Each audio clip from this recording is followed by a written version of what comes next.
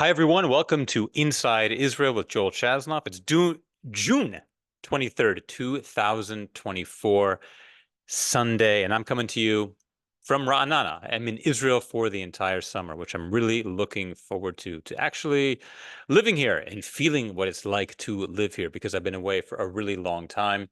That said, we have no idea what this summer is going to be like here in Israel. People were out buying generators this past week as announcements came from Israeli officials that our electric grid could not handle a Hezbollah attack.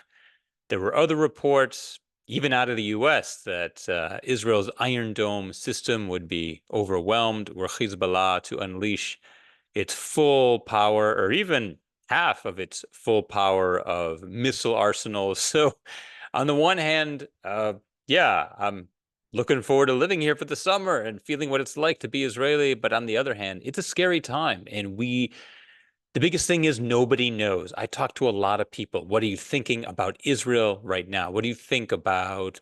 There are a lot of people who are trying to leave for the summer. There are others who are saying, I would never leave. That would be abandoning the country. And when I talk to people, the one consistent answer I get is, we don't know. I have no idea. Even the smartest people I talk to really don't know what's ahead. So that's where I'm coming to you tonight. And I'm going to help you try to make sense of everything happening in Israel right now. I got to say, I feel like this is a more complicated week than some of the past ones where we had three relatively straightforward, if not necessarily positive, but straightforward news stories to dissect. This week, it feels like everything is intersecting and it's very messy, and there's really no clear takeaway on what's going to happen next or what it all means. So it's a little bit chaotic here in Israel right now. That's the honest truth.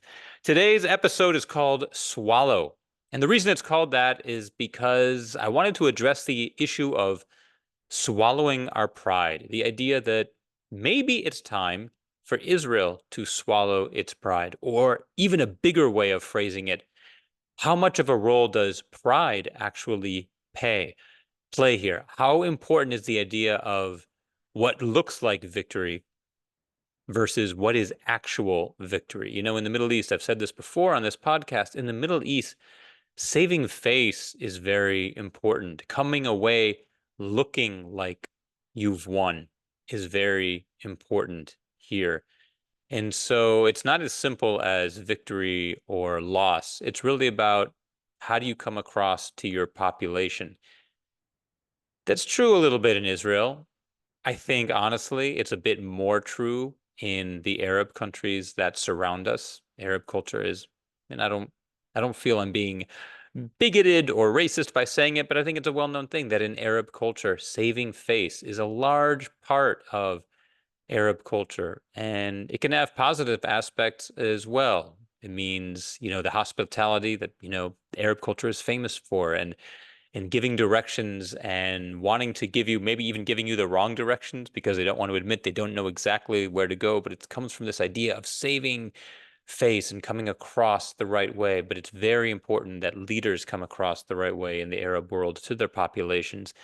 And that is going to be a big factor, I think, in what's ahead for Israel. And one of the things we need to consider when talking about victory and what does victory actually look like. So let's talk about that idea of swallowing our pride. Where do we even get this concept? Well, there's a lot of people in Israel who are still protesting. And on the one hand, there's this idea that we should have new elections, which is something I completely agree with. If we elect the same government that we have right now, then that's democracy, and we elect the same government, no problem. But we should at least give it a chance, especially when so many are calling for it. But then there's another segment of the population that is out protesting, not just because of new elections, but because they want Israel to agree to a hostage deal with Hamas.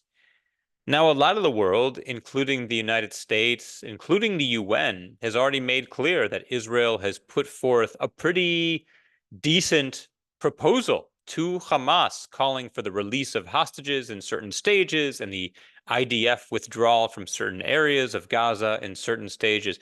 So the question has to be, why would all these Israelis still be going out to the street calling on the Israeli government to agree to some sort of deal with Hamas if the world is, a lot of the world, a lot of our allies are already saying that we have put a deal out there and now it's in Hamas's hands. Now the ball is in Hamas's court. If anything, shouldn't people be out urging Hamas to accept this deal? And the U.S. has told Hamas to accept the deal. The UN has as well. And yet there are Israelis who are still out in the street calling for Israel to accept a deal. So what exactly are they looking for? Well, this would be an all-out agreement. And this would really be an all-out end of the war. I think the most extreme version of this would look like some sort of agreement where Israel pulls out of Gaza completely. And in exchange, we get all of our hostages back. So this wouldn't be stages where we move out of a certain neighborhoods and release a certain amount of Palestinian prisoners, terrorists, and then they release some hostages, and then we pull back more, and they release further hostages. This would be some sort of almost a unilateral agreement where Israel pretty much ends the war and pulls out of Gaza, and in exchange, we get all of our hostages in return. And when you say all of our hostages, we have to take that into account as well. The most recent reports out of Israel and out of the US are stating that it could be about 50 hostages at this point that are alive. Not that it's not important to get our deceased hostages back. That's a Jewish value. We want those bodies back as well. But in terms of the actual living hostages who might have a chance to recuperate and live lives, we're looking only at about 50 right now. So far less than 25% of those who were, well, I guess we released quite a bit as well, but certainly under 50% of those bodies who are in Gaza right now. So how realistic is this, and what would it mean for Israel to do this? Well, first of all, I think we need to remember who we're negotiating with. We're negotiating with Hamas, a terrorist organization that is not a government, that is not beholden to any of the ideals that all the Western governments and countries we know and work with hold themselves to. So the idea that we would pull all of our troops out of Gaza at once and expect that Hamas would actually hold up their end of the bargain and release all the hostages, I think we need to ask ourselves, how realistic is that? Another way of answering that question is, how often has Hamas held up their end of the bargain in the past? In our most recent hostage exchange with Hamas, which was in November, they did not hold up their end of the bargain. They broke the ceasefire that was in place. We would have had more hostages released had Hamas continued the ceasefire and held up their end of the bargain. They did not. And there's two ways to look at it. One is that Israel should have let their breaking of the ceasefire just pass and we continue with the exchange. But the other way to look at it is that Hamas did not want to release any more hostages, or maybe did not know where they were. And so for that reason, broke the ceasefire. In any case, there's never been a time when we could actually rely on Hamas to hold up any kind of agreement. On October 6th, there was a ceasefire in place, and Hamas broke it, and they had repeatedly many times before that. So the idea that Israel would end the war and pull back on all the progress we've made in exchange for this promise of getting our hostages back, I seriously, personally don't believe that we should actually believe that Hamas would be telling the truth and would live up to their end of the bargain.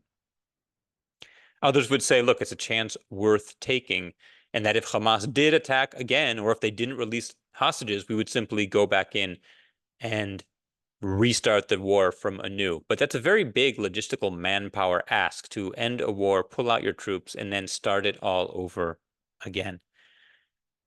Another concern is that if we pull out our troops, if we end the war in Gaza, then Hamas can look victorious. We all know what would happen. We can all visualize the picture of Sinwar emerging from his tunnel, doing the champion shake for the news and for the photographers and for the cameras, and broadcasting that Hamas defeated Israel and Israel did not accomplish its goals.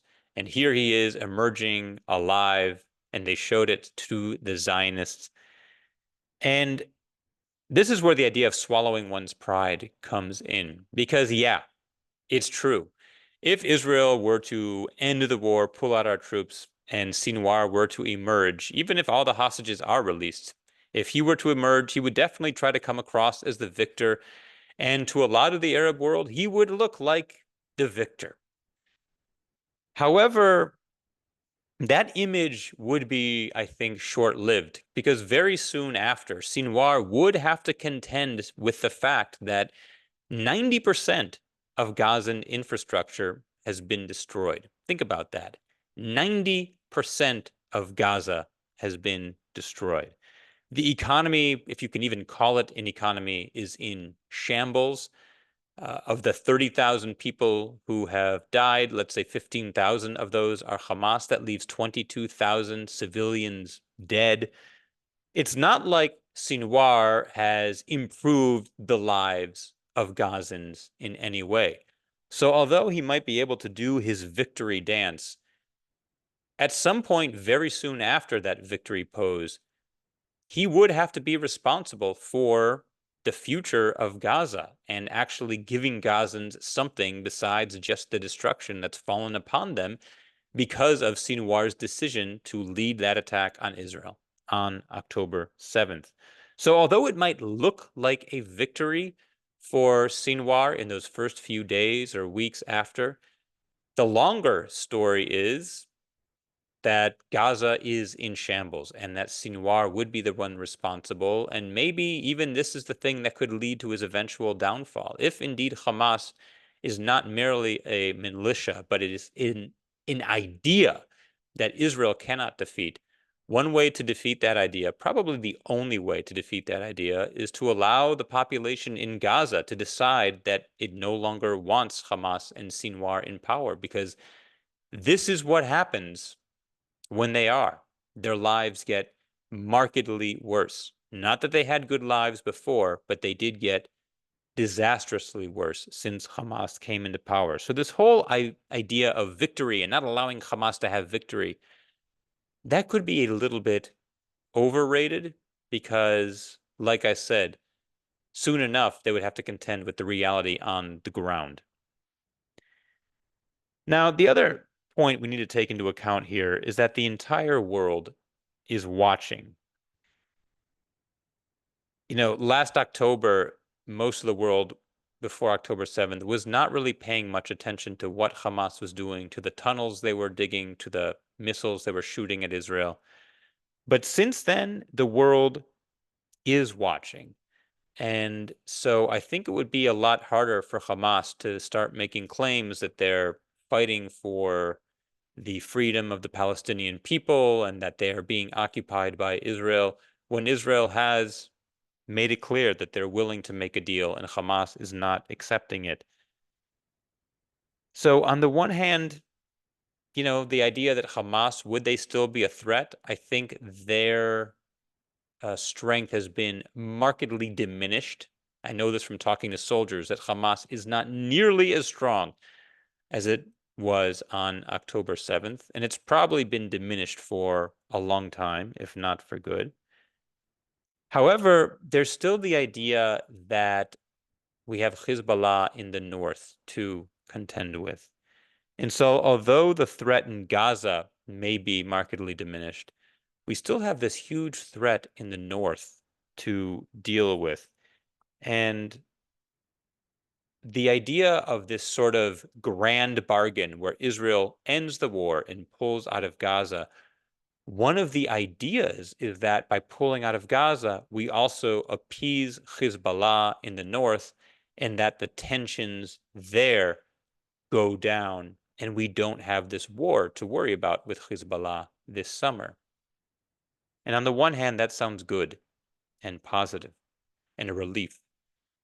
But there are those in Israel, including many people who live in the north and who've been evacuated from their homes since October, November, that are saying we can't end the war because if we don't have a war with Hezbollah, then they will still be threatening us for years to come. Hezbollah has a tunnel network as extensive, if not more, than Hamas's tunnel network. They have missiles and drones that have been attacking Israel literally daily, injuring and killing civilians and soldiers alike. And so a lot of residents of the north are afraid to go back to their homes unless we have a war with Hezbollah that ends that threat once and for all. There are those who feel that even some sort of diplomatic solution that moves Hezbollah back 15 miles into Lebanon, as this UN agreement calls for, which they're not upholding.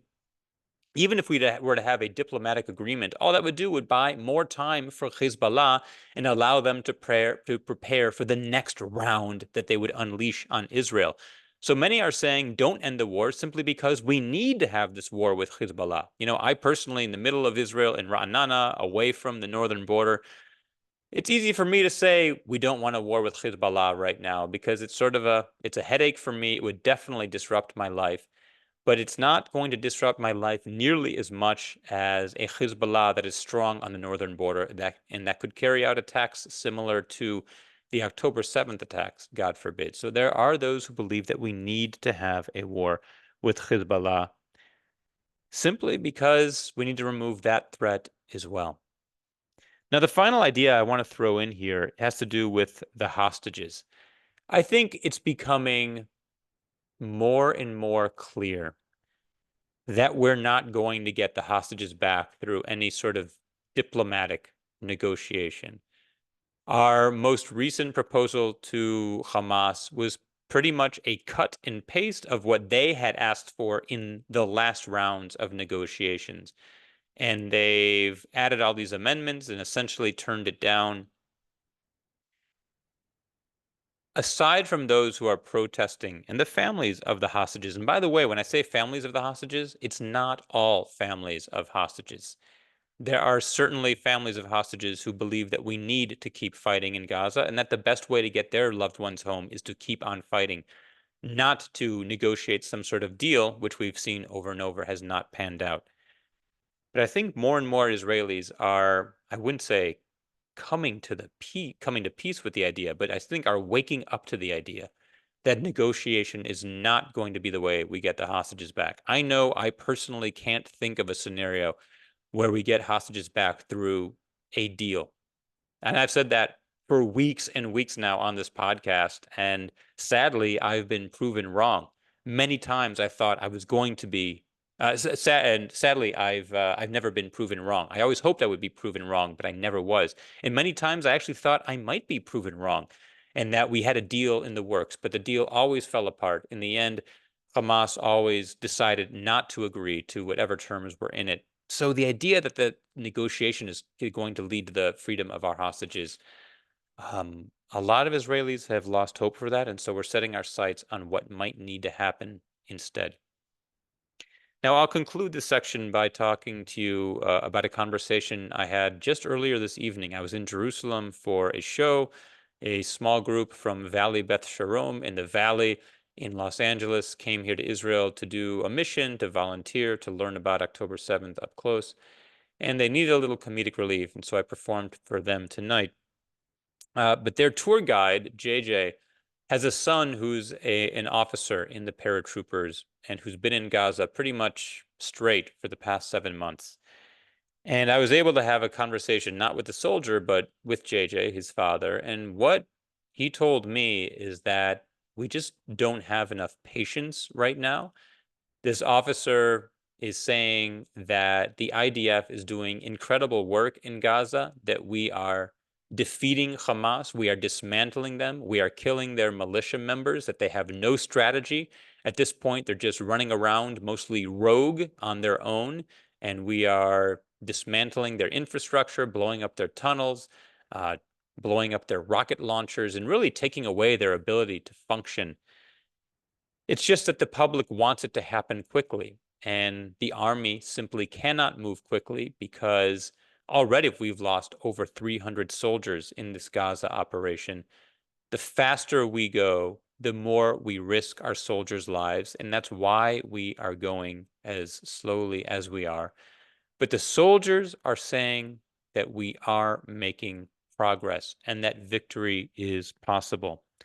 So there also is this idea of, without us actually being in Gaza and actually knowing what the situation on the ground looks like, we can't demand that it go more quickly than it is. And we should take the soldiers' word for it, that they do feel that they are making progress. To talk about a little bit of news this week, man, there was so much news, and it was hard to decide what the most important stories were, especially because they're all mixed up. You know, you have the situation in the north. I would say that was one big news story. What's happening with Hezbollah?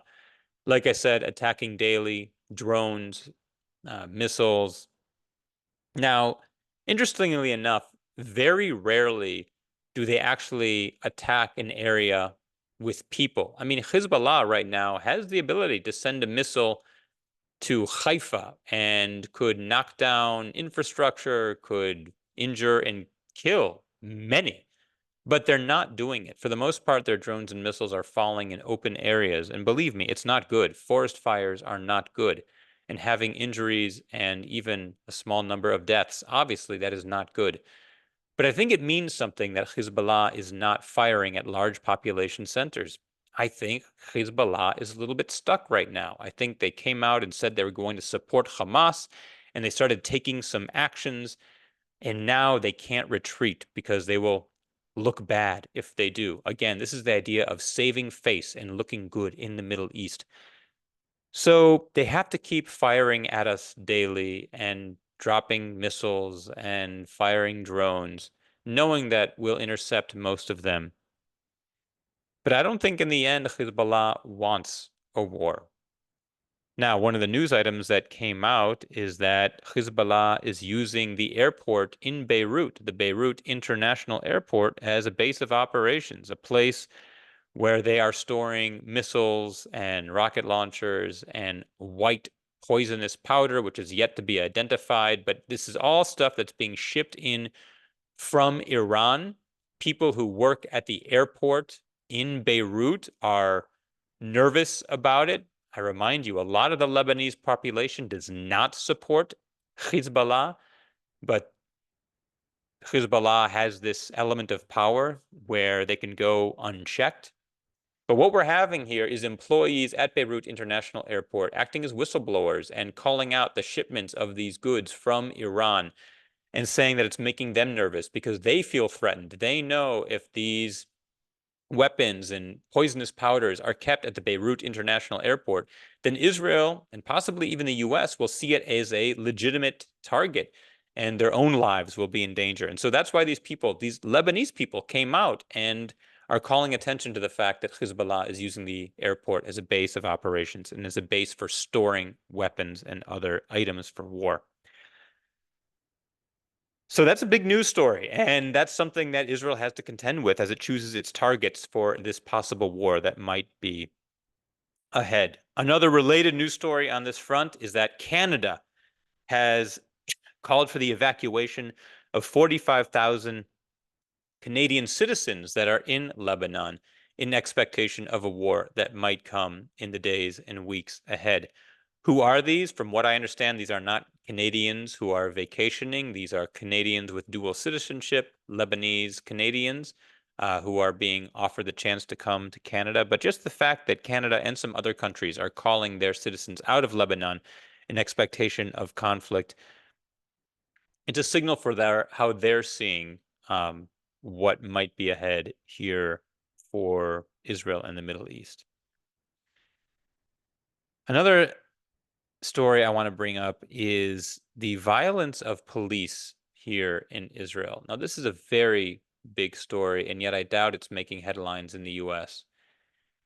At these recent protests in Tel Aviv and in other cities, but mostly in Tel Aviv, the police have been caught on film acting extremely violently towards protesters, sometimes unprovoked, completely. They'll simply pick up protesters and fling them into telephone poles, fling them to the ground. There have been cases where doctors, volunteer doctors wearing orange vests, were treating people who were injured at these protests, and the police pulled these orange vested doctors off of them and got violent with them as well.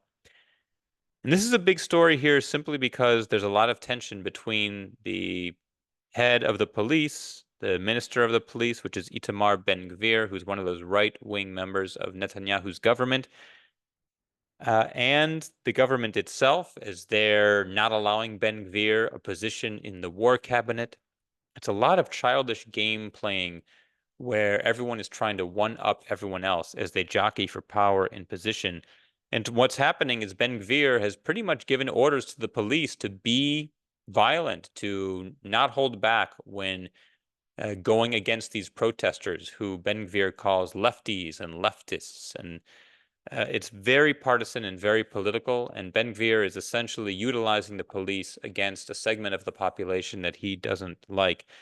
And the recent chief of police of Israel came out in public and said this, that Itamar Ben-Gvir was politicizing his role as the minister of police.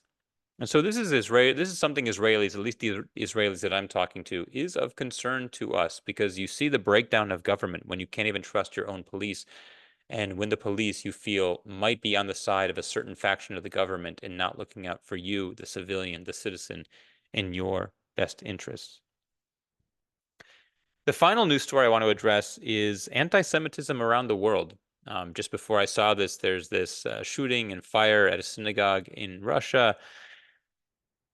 Two hugely disconcerting stories coming out this week. The rape of a 12-year-old French girl, a Jewish girl in France, by 13-year-old boys and 12-year-old boy who were yelling anti-Semitic slurs as it was happening and beforehand. And the 13-year-olds are now being held. I believe the 12-year-old was let go simply because of his age. And in New York, I was shocked to find out that all charges have been dropped against those who caused damage to the property at Columbia University. And today there were pro-Hamas and anti-Israel, very anti-Israel chant happening in New York City. And there were no arrests made. And this is just baffling to me, and I think it's unique to being Jews. I think if the slurs being yelled out and the images on the posters were anti-African American or were anti-LGBTQ, you would see arrests being made and a mass rising up against this kind of violence and violent speech.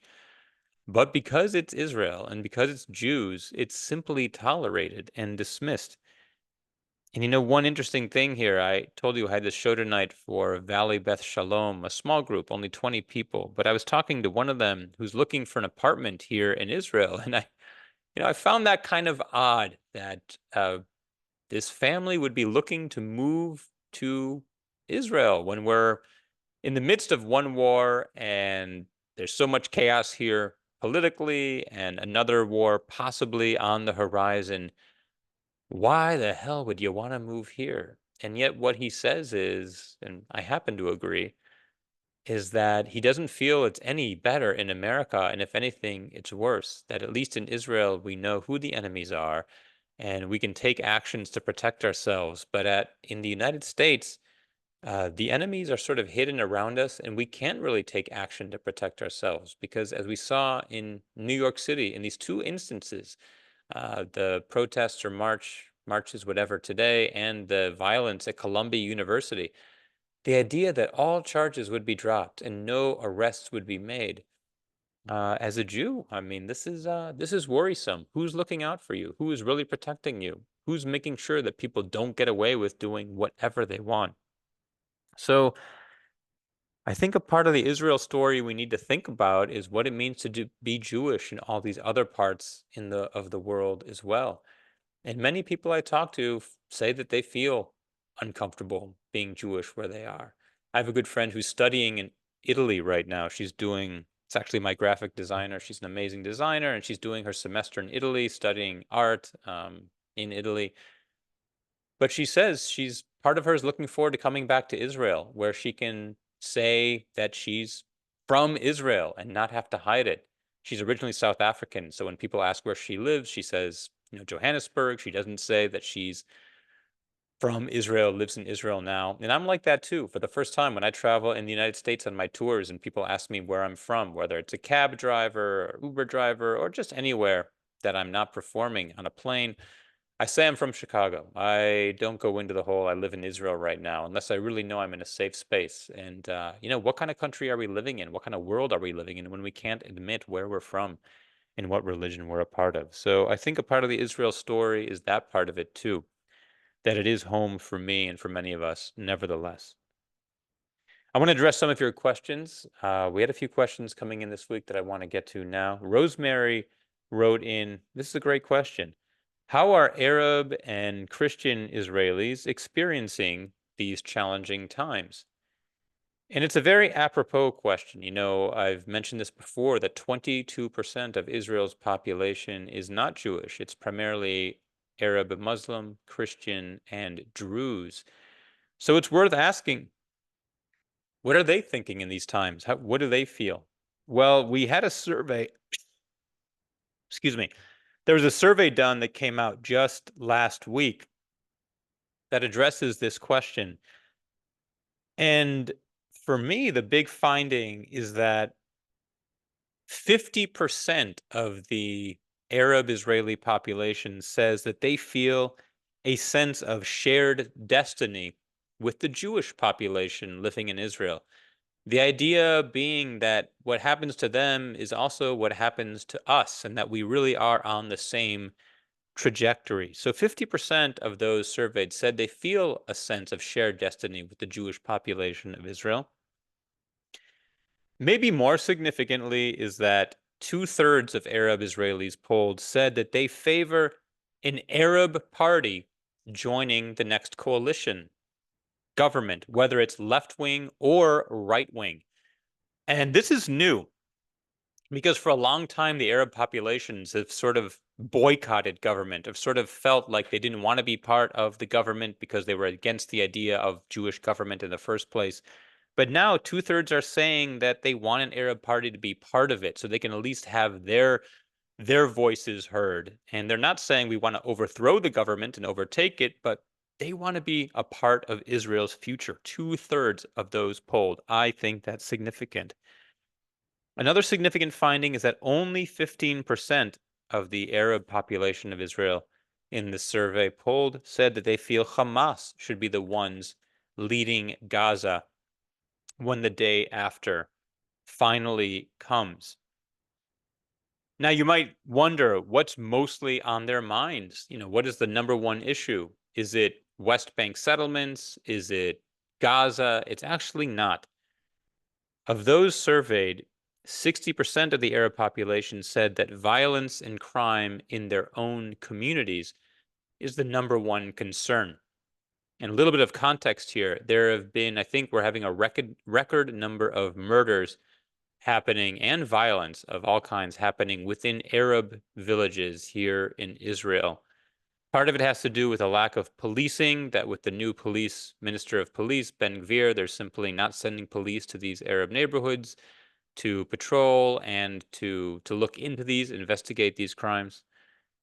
And a lot of it is mafia. It's sort of criminal family on criminal family as opposed to ordinary civilians.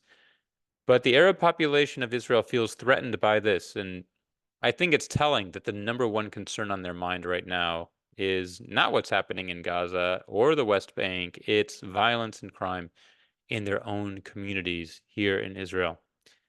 And I just want to share my own sort of personal anecdote. I mean, I'm a sample size of one, so take it as you wish. But I've been spending a lot of time in Park Ra'anana lately. Summers here. It's a beautiful time to go for a walk in the early evening or in the early morning. And in Park Ra'anana, it's always been a place where you see a lot of Arab families hanging out as well with their kids, riding, tricycles and kicking a soccer ball around and doing exactly what Jewish Israeli families do in the park.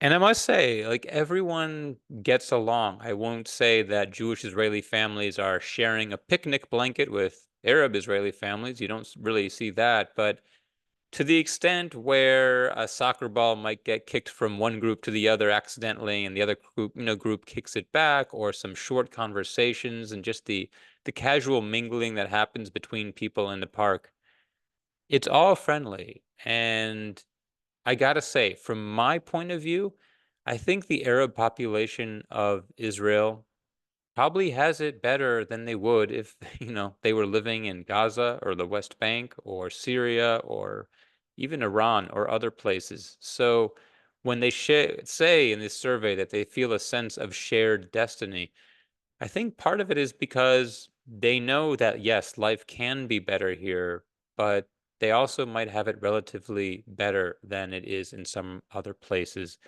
right now. Next question that came in, Jill. Let me see if I can read my writing. Here. Jill asks, how are the hostages who've been released acclimating back into Israeli society? And there's really two ways I can answer this one, Jill. It's a good question.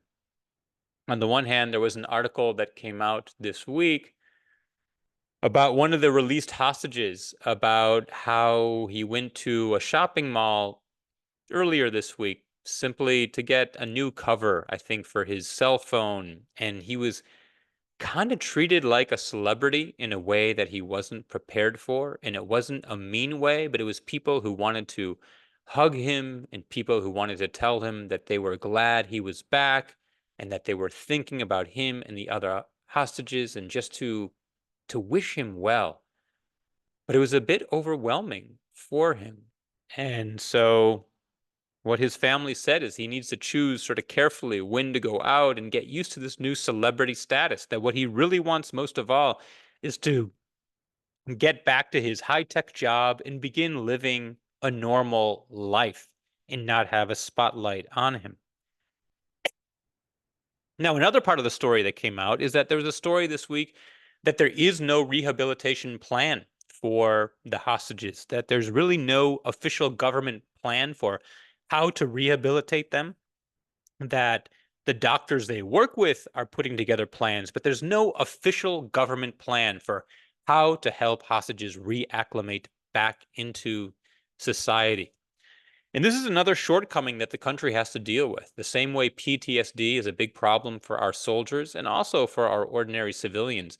Helping the hostages who come out to acclimate back to their normal lives, to go through treatment and therapy, is something that needs to happen. And the specific hostage they were talking about was Noah, who was released on January, I forget the exact, sorry, June, you can help me out. I think it was June 9th that she was released in that daring operation where the 4 hostages were taken out, that there is no plan for Noah or the other hostages' rehabilitation. It's something they have to put together themselves. So that's something that Israel needs to work on for sure. Got a dry throat tonight. Excuse me.